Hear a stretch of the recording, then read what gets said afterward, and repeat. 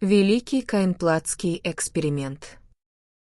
Из всех наук, которые когда-либо озадачивали сынов человеческих, ни одна не привлекала ученого профессора фон Баумгартена так сильно, как те, что относятся к психологии и нечетко определенным отношениям между разумом и материей.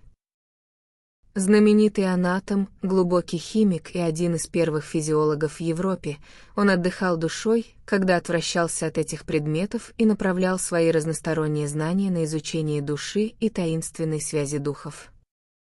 Сначала, когда он молодым человеком начал погружаться в тайны месмеризма, его разум словно блуждал по незнакомой земле, где все было хаосом и тьмой, за исключением того, что кое-где перед ним вырисовывался какой-нибудь великий, необъяснимый и изолированный факт. Однако шло время, и по мере того, как пополнялся запас знаний почтенного профессора, ведь знание порождает знание, как деньги приносят проценты, многое из того, что казалось странным и необъяснимым, начало принимать в его глаза иной оборот.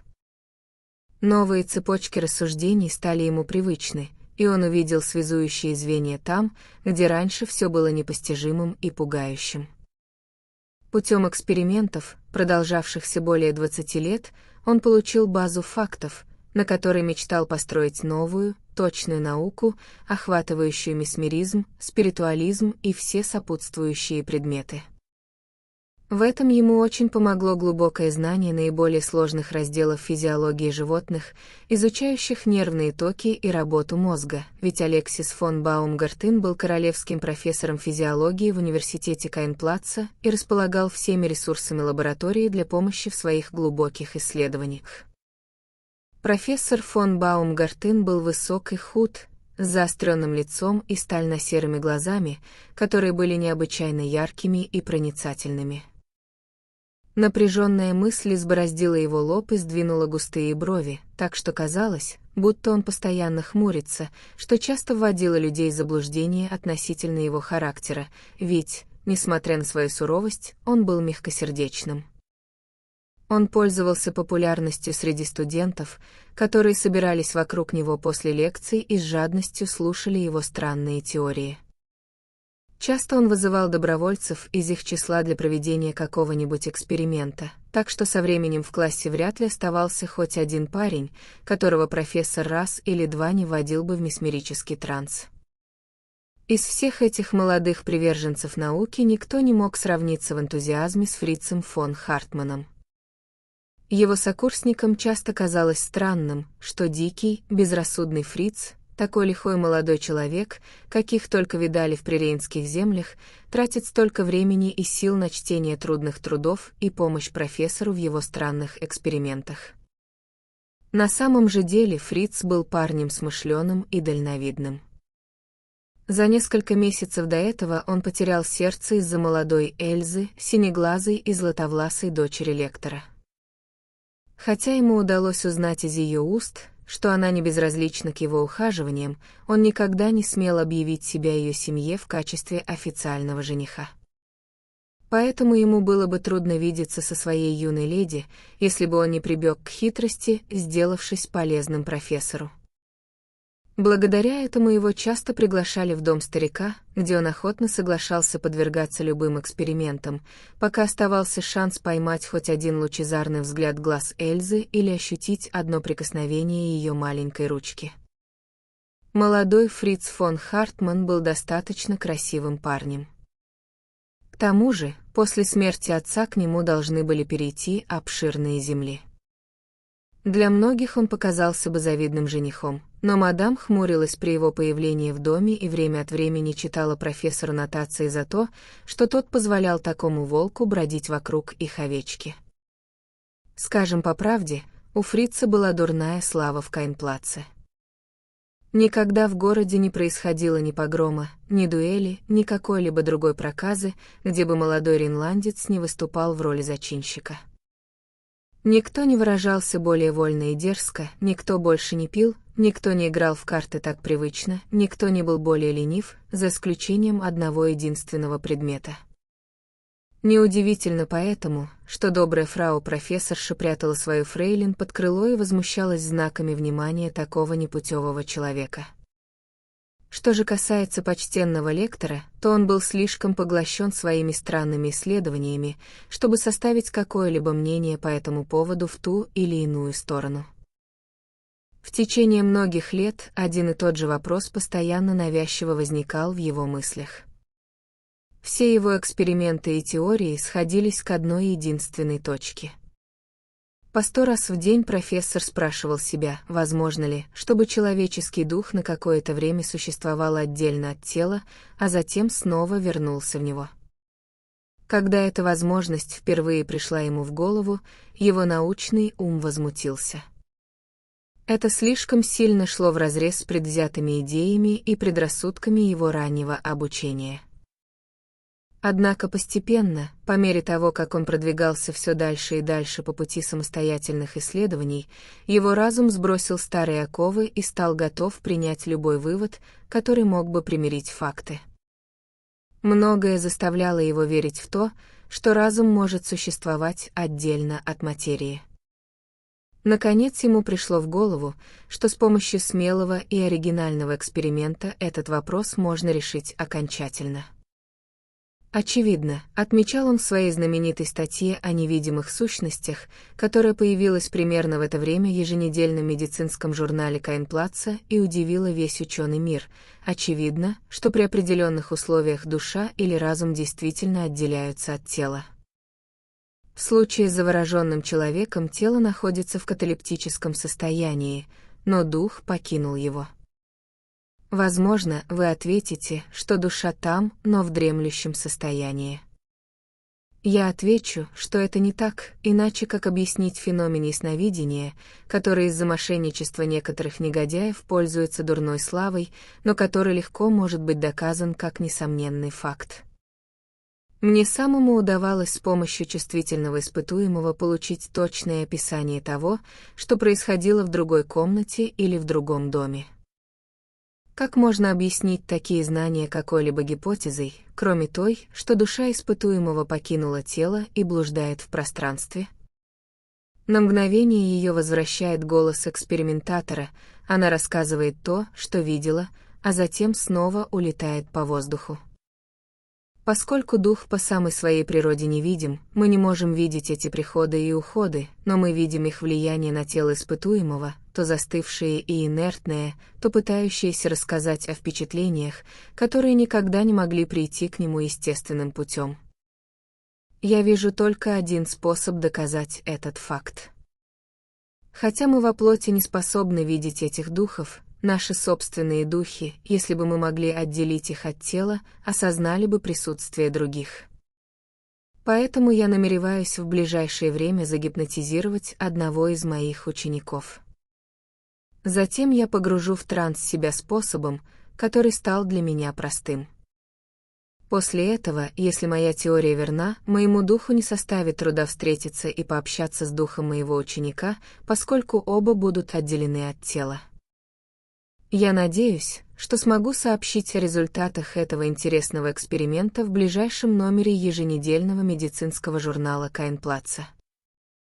Когда добрый профессор наконец выполнил свое обещание и опубликовал отчет о происшедшем, повествование было настолько необычайным, что его встретили с всеобщим недоверием. Тон некоторых газет в их комментариях по этому поводу был настолько оскорбительным, что разгневанный ученый заявил, что больше никогда не откроет рта и не упомянет эту тему ни в каком виде, и это обещание он верно сдержал. Однако это повествование было составлено на основе самых достоверных источников, и на цитируемые в нем события можно положиться как на в существенной степени правильные. Случилось так, что вскоре после того, как у профессора фон Баумгартена возникла идея упомянутого эксперимента, он задумчиво шел домой после долгого дня в лаборатории, когда встретил толпу веселых студентов, только что хлынувших из пивной. Во главе их, полупьяный и очень шумный, шел молодой Фриц фон Хартман. Профессор прошел бы мимо них, но ученик перебежал дорогу и перехватил его. «Хей, мой почтенный учитель», — сказал он, взяв старика за рукав и увлекая его за собой по дороге. «Мне нужно кое-что сказать вам, и мне легче сказать это сейчас, когда хорошее пиво шумит в моей голове, чем в другое время. «Что же это, Фриц?» — спросил физиолог, глядя на него с мягким удивлением. «Я слышал, Майнгер, что вы собираетесь провести какой-то удивительный эксперимент, в котором надеетесь извлечь душу человека из его тела, а затем вернуть ее обратно. Разве не так?» «Это правда, Фриц. А задумывались ли вы, мой дорогой сэр, что вам может быть трудно найти кого-то, на ком можно это опробовать? Подстаузент. Представьте, что душа уйдет и не захочет возвращаться. Это было бы скверное дело. Кто пойдет на такой риск? Но, Фриц, — воскликнул профессор, весьма встревоженный таким взглядом на вещи, — я рассчитывал на твою помощь в этой попытке. Конечно, ты не покинешь меня. Подумай о чести и славе. Подумайте о пустяках. Сердито крикнул студент. Неужели мне всегда будут платить таким образом? Разве я не стоял 2 часа на стеклянном изоляторе, пока выпускали электричество в мое тело? Разве вы не стимулировали мои диафрагмальные нервы, помимо того, что испортили мне пищеварение гальваническим током вокруг желудка? 34 раза вы вводили меня в транс, и что я получил от всего этого? Ничего. А теперь вы хотите вынуть мою душу, как вынимают механизм из часов. Это больше, чем могут вынести плоть и кровь. Боже мой, боже мой! В великом огорчении воскликнул профессор. Это очень верно, Фриц. Я никогда не думал об этом раньше. Если ты только подскажешь, как я могу вознаградить тебя, ты увидишь, что я готов и согласен. Тогда слушайте, торжественно сказал Фриц. Если вы дадите слово, что после этого эксперимента я смогу получить руку вашей дочери, тогда я готов помочь вам, а если нет, я не буду иметь с этим ничего общего. Это мои единственные условия. И что бы сказала на это моя дочь? Воскликнул профессор после паузы удивления. Эльза была бы только рада, ответил молодой человек. Мы уже давно любим друг друга. Тогда она будет твоей, решительно сказал физиолог, потому что ты добросердечный молодой человек и один из лучших невротических субъектов, которых я когда-либо знал, то есть, когда ты не находишься под влиянием алкоголя.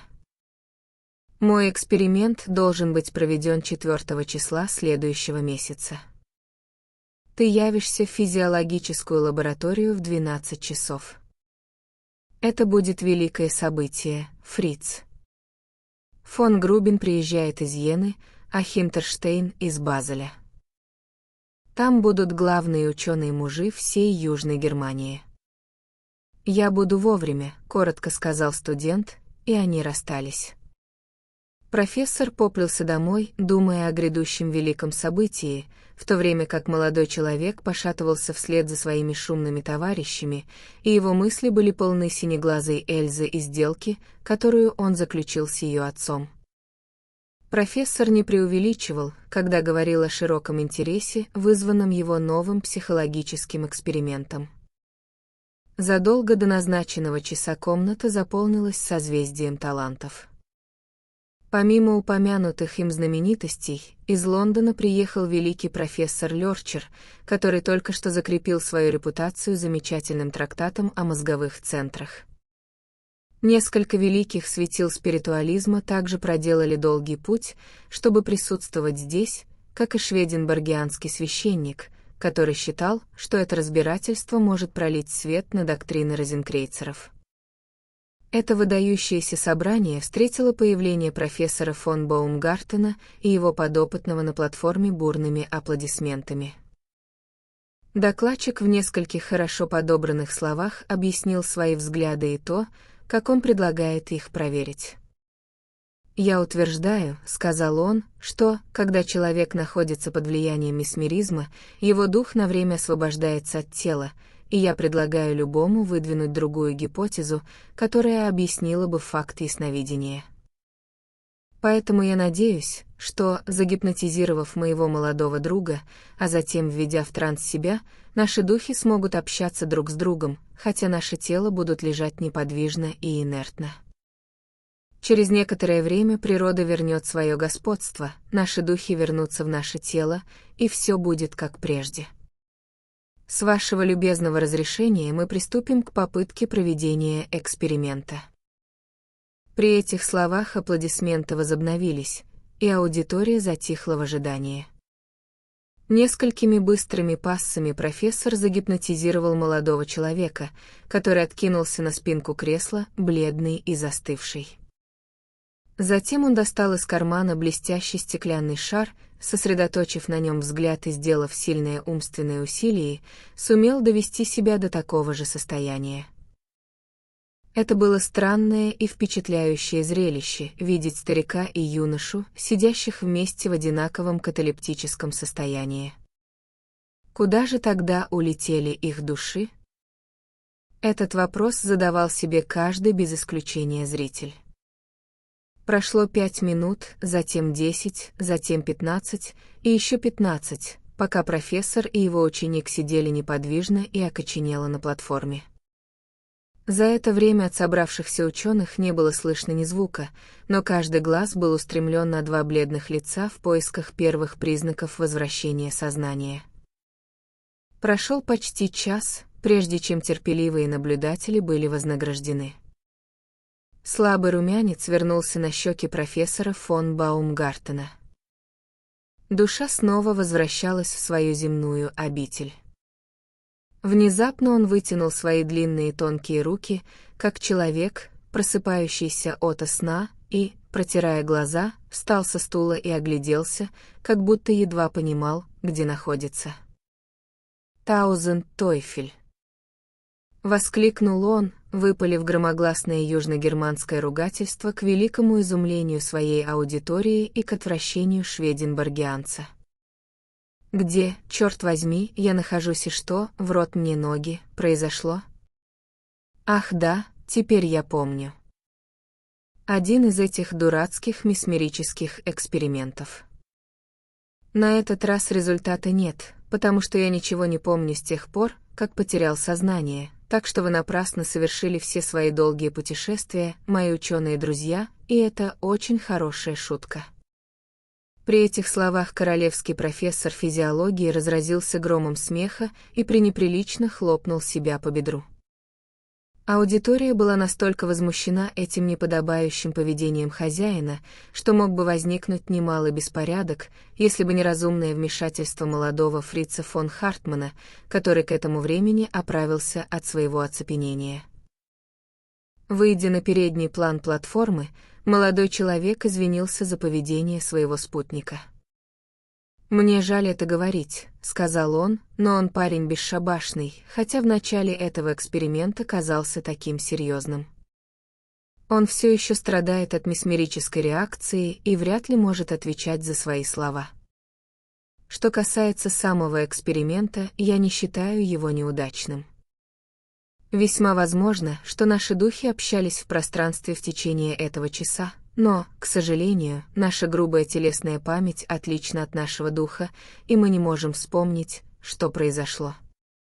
Теперь мои силы будут направлены на то, чтобы изобрести какое-то средство, с помощью которого духи смогут помнить то, что происходит с ними в их свободном состоянии, и я верю, что, когда я это разработаю, я буду иметь удовольствие встретиться со всеми вами еще раз в этом зале и продемонстрировать вам результат. Эта речь, исходившая от такого молодого студента, вызвала немалое удивление среди присутствующих, а некоторые были склонны обидеться, посчитав, что он придает себе слишком много важности.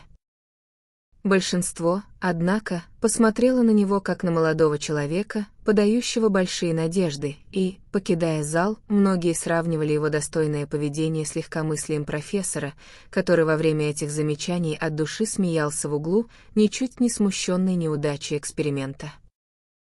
И хотя все эти ученые-мужи выходили из лекционного зала под впечатлением, что они не увидели ничего примечательного, на самом деле одна из самых удивительных вещей во всей истории мира только что произошла прямо у них на глазах. Профессор фон Баумгартен был в известной степени прав в своей теории, и его дух, и дух его ученика на время покинули тело. Но здесь возникло странное и непредвиденное осложнение. При возвращении дух Фрица фон Хартмана вошел в тело Алексиса фон Баумгартена, а дух Алексиса фон Баумгартена поселился в теле Фрица фон Хартмана. Отсюда и жаргон, и грубость, исходившие из уст серьезного профессора, и отсюда же веские слова и серьезные заявления, срывавшиеся с губ беспечного студента.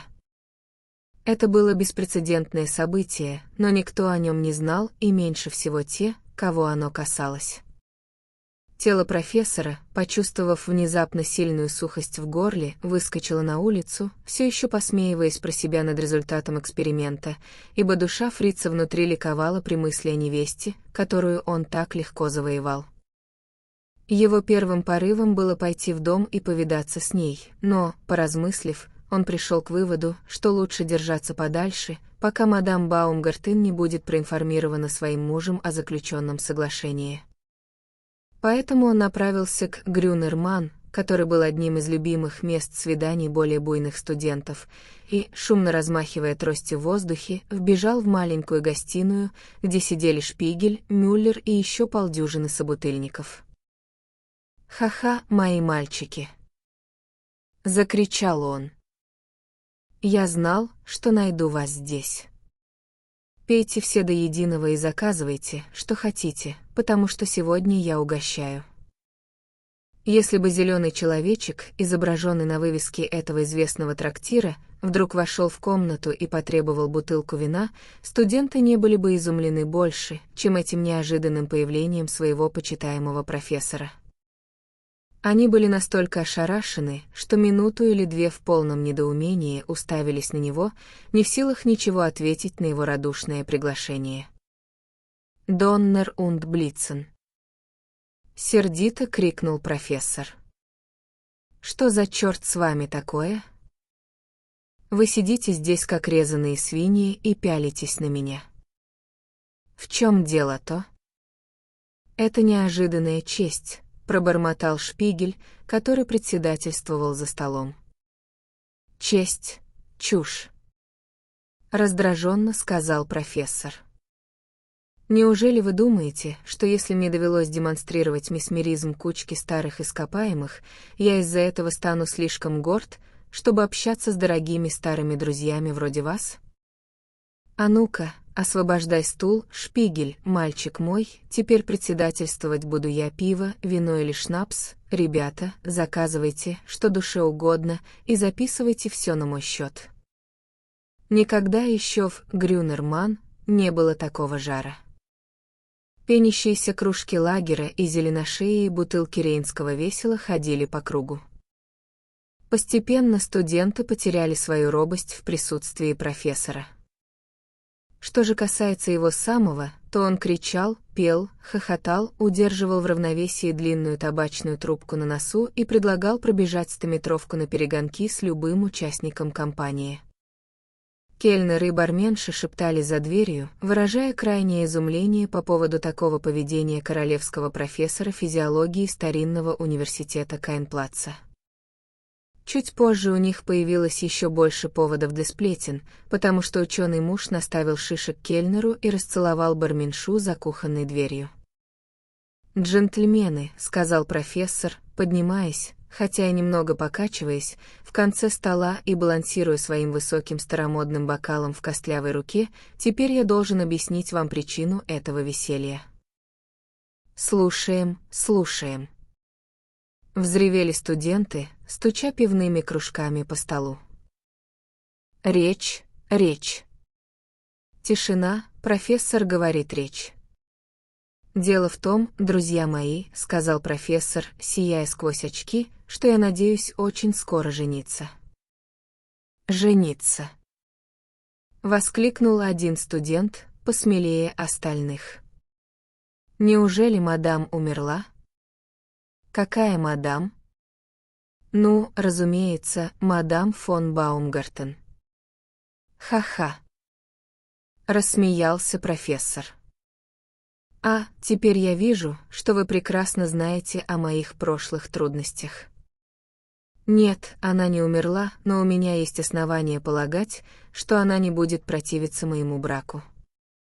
Это очень любезно с ее стороны, заметил кто-то из компании. На самом деле, продолжал профессор, я надеюсь, что теперь ее удастся склонить к тому, чтобы она помогла мне найти жену. Мы с ней никогда особо не ладили, но теперь, надеюсь, с этим покончено. Когда я женюсь, она приедет жить ко мне. Какая счастливая семья! Воскликнул какой-то остряк. Да, действительно. И я надеюсь, что вы все придете на мою свадьбу.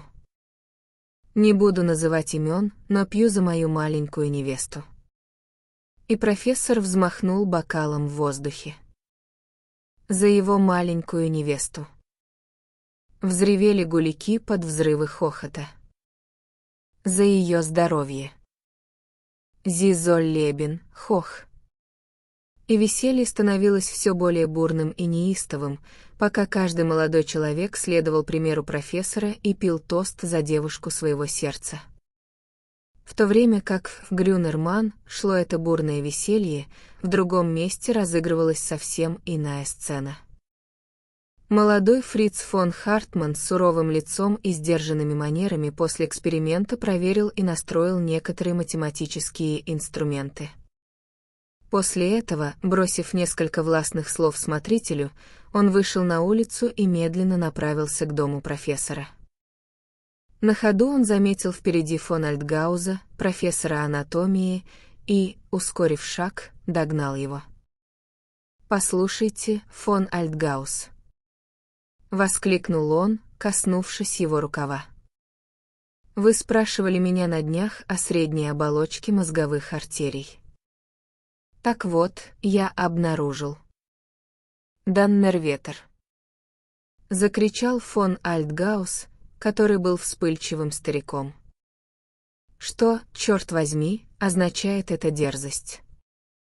Я вызову вас за это на академический сенат, сэр». С этой угрозой он повернулся на каблуках и поспешил прочь. Фон Хартман был очень удивлен таким приемом. «Это все из-за неудачи моего эксперимента», — сказал он себе и мрачно продолжил свой путь. Однако его ждали новые сюрпризы. Он торопливо шел вперед, когда его догнали два студента. Эти юноши вместо того, чтобы приподнять шляпы или проявить какой-либо другой знак уважения, при виде него издали дикий вопль восторга и, бросившись к нему, схватили за руки и потащили за собой. «Гот ин Химмель!» — взревел фон Хартман. «Что означает это небывалое оскорбление? Куда вы меня тащите? Раздавить с нами бутылочку вина», — сказали оба студента. «Пойдем». От такого приглашения ты еще никогда не отказывался. Никогда в жизни я не слышал о подобной наглости. Крикнул фон Хартман. «Отпустите мои руки. Я непременно добьюсь вашего исключения из университета за это. Отпустите меня, я говорю». И он начал яростно пинать своих похитителей.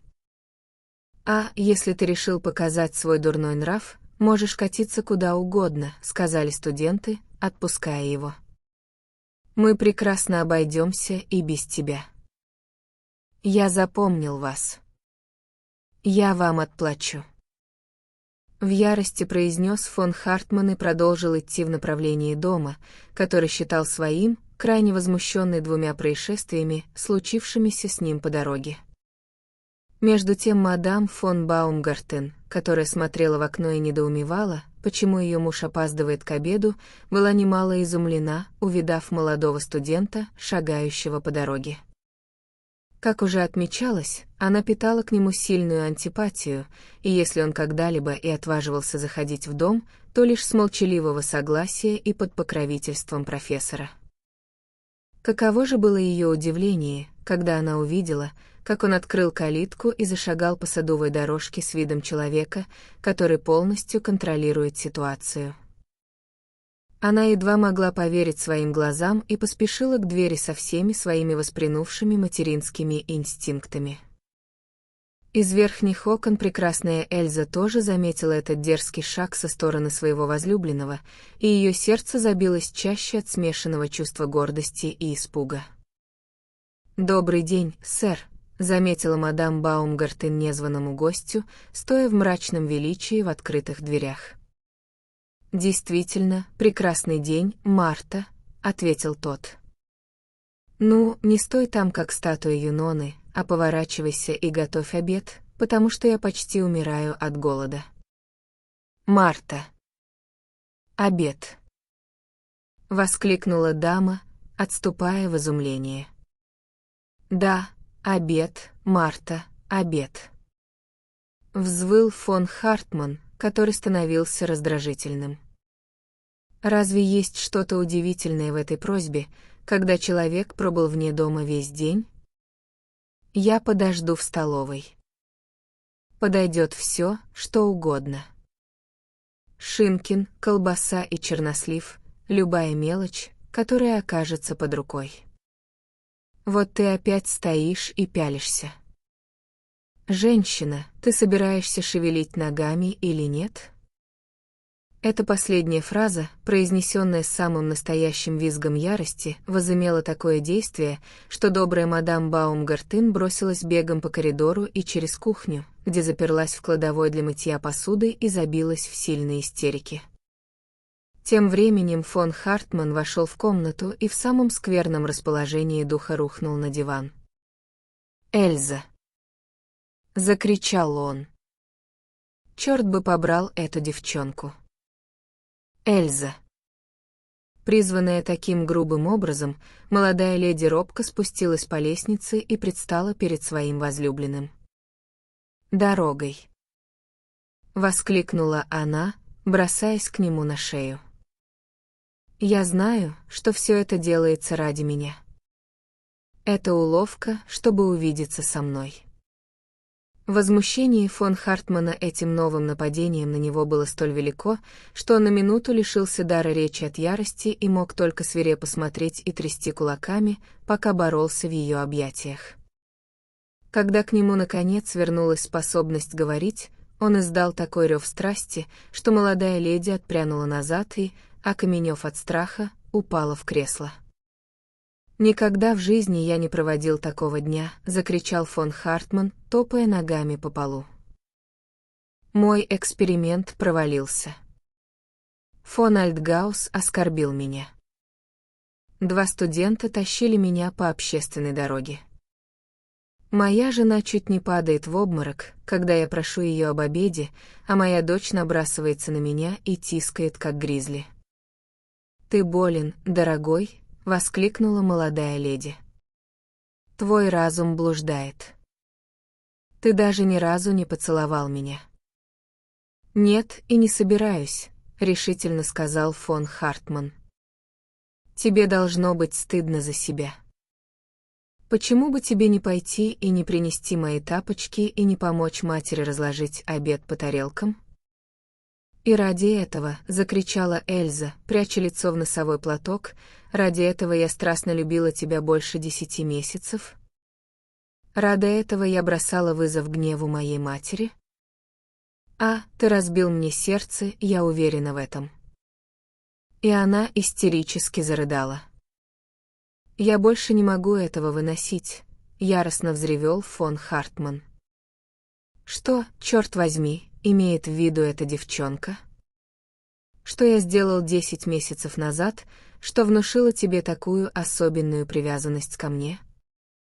Если ты действительно так сильно меня любишь, тебе лучше сбегать вниз и найти Шинкин и немного хлеба, вместо того, чтобы нести всю эту чушь. А, мой любимый. — воскликнула несчастная девушка, бросаясь в объятия того, кого она считала своим возлюбленным. «Ты просто шутишь, чтобы напугать свою маленькую Эльзу». Надо же было такому случиться, что в момент этого неожиданного объятия фон Хартман все еще откидывался на край дивана, который, как и многое немецкая мебель, находился в довольно ветхом состоянии.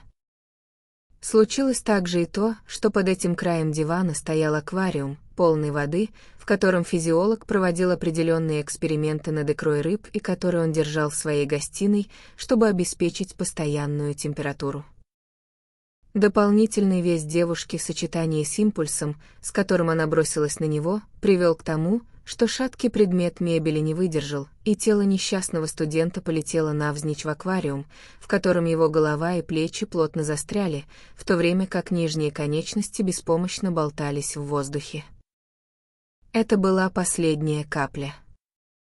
С некоторым трудом выбравшись из своего неприятного положения, фон Хартман издал нечленораздельный вопль ярости, выскочив из комнаты вопреки мольбам Эльзы, схватил шляпу и помчался в город, весь промокший и растрепанный, с намерением найти в какой-нибудь гостинице еду и уют, которых он не мог получить дома. Когда дух фон Баумгартена, заключенный в теле фон Хартмана, шагал по извилистой дорожке, ведущей к маленькому городку, гневно размышляя о своих многочисленных обидах, он заметил, что к нему приближается пожилой мужчина, находившийся, судя по всему, в состоянии сильного алкогольного опьянения. Фон Хартман подождал у обочины дороги и стал наблюдать за этим человеком, который шел, спотыкаясь, покачиваясь из стороны в сторону и напевая студенческую песню очень хриплым и пьяным голосом. Сначала его интерес был вызван просто тем фактом, что он увидел человека столь почтенного вида в таком позорном состоянии, но по мере приближения он убедился, что хорошо знает этого человека, хотя и не мог вспомнить, когда и где они встречались. Это впечатление стало настолько сильным, что, когда незнакомец поравнялся с ним, он сделал шаг вперед и внимательно вгляделся в его черты. «Ну, сынок», — сказал пьяный, разглядывая фон Хартмана и покачиваясь перед ним, — «где, черт возьми, я видел тебя раньше? Я знаю тебя так же хорошо, как самого себя. Кто ты, черт тебя дери, такой?» «Я профессор фон Баумгартен», — сказал студент. «Могу я спросить, кто вы?